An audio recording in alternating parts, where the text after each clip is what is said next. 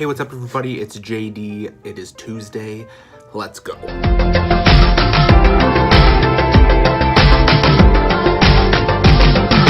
So this week is challenge week and we challenge each other to review an LGBT themed or related movie. I've recorded this once already and my file got corrupted and it didn't let me upload it. Sad panda. So this is going to be slightly less edited, as it takes me quite a while to get the edits down correctly. But I decided to watch Everything Sucks, which is actually a television series, original on Netflix, and I thought it was incredible. It takes place in the 90s in Boring, Oregon is actually a place. I looked it up, and it's basically like the story of a group of kids. At first, it kind of reminded me about Stranger Things a little bit, but it doesn't have the aliens and whatnot. It reminds me group-wise of Stranger Things, like the cast, but not the like theme or anything to it. But basically, and without giving anything away, because I don't want to be a spoiler alert, I'll say that. It's about a group of kids, and they kind of become friends, and there is one of the characters who is struggling with their sexuality, and there's another member of the group that likes that person, but the feeling isn't mutual for obvious reasons of sexuality. And I think that this is an important film or television series for people to watch, because there is a level of interaction that is occurring at that age of how old these kids are, and they're in their early teens, and there is conflict with other people in the school, and there's sexuality struggle, and there's bullying, and there is also a high level of inclusion that exists within the film as well. And I think that that's it's very reflective of my own journey into coming out, where I had really good experience some parts of it, and some of it were absolutely awful. And I myself dated girls almost all the way exclusively through high school, because it was a way for me to fake my sexuality, so that people didn't know, per se. But I encourage everybody to watch it. The soundtrack is amazing. I think it's absolutely amazing. The soundtrack it's awesome. Like, I have it downloaded and I'm like listening to it in my car now. But it's kind of hard to review something that not all of you have possibly seen yet.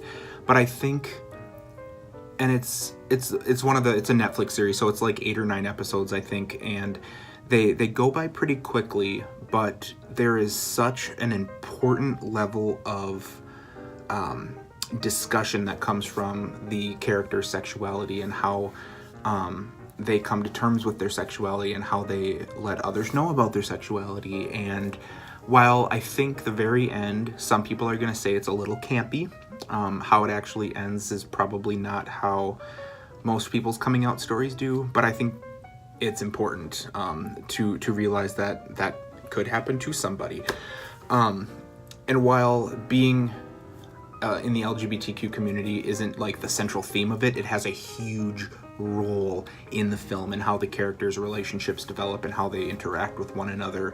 And overall, like, if I had to give it a rating out of 5 stars, I'd give it 4.5 stars. I think, like I said, it's a little campy toward the end, how everything comes to fruition. It just seems very predictable, I'll say, in the end. But overall, I think that it has a central theme that is focused on how people of different backgrounds can kind of overcome those differences when there's mutual, not just respect, but everybody's got a same kind of level of platitude. Everybody has the goal to survive in life. So if you can find other people that want to survive in life, like, there's a sense of unity in that sense. And I think that seeing LGBT characters and their storylines becoming very mainstream and becoming very blasé is great. And I say blasé not because I think that an LGBTQ character is blasé, but that it's being put into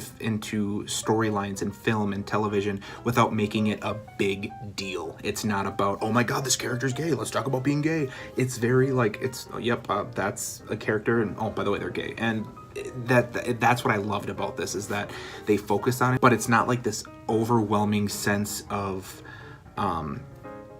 necessity, or like drowning it out, like straight people everywhere complain that we're throwing it in their face, which we do anyways. It's fine, but it's not like that. It's not weird, and it's not over exaggerated, and it doesn't feel fake. It feels very genuine, and from the first time you see that character on screen, you're gonna be like, that's the one that JD was talking about. I could tell. But yeah, so I would recommend everybody watch it. At least give it a shot. If you don't have Netflix, get Netflix. But it's a Netflix original. It was just put on there a few weeks ago. I think actually last week it went up there. But if you're a binge watcher like me, you'll get it done in a day.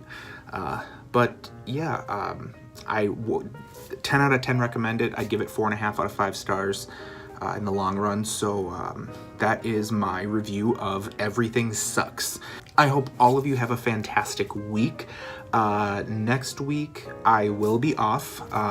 I am leaving for Hawaii next week, and in between trying to get work stuff ready to go, and training some coworkers of mine to cover for me when I'm gone, I have a lot of stuff at work I need to get done before I leave. So I know in advance I'm not going to be here next week, but the week after, or it will be March 6th, I will be live from Waikiki in Honolulu on the island of Oahu in Hawaii.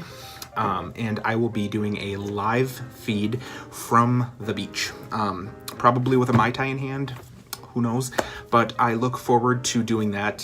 So that's 2 weeks from today. You can expect that. I will be there live streaming from the island. So I hope all of you have a great week. Watch the other videos this week. There's a lot of great films being reviewed coming up. I hope to see you guys in a few weeks, and have a good week again. Bye.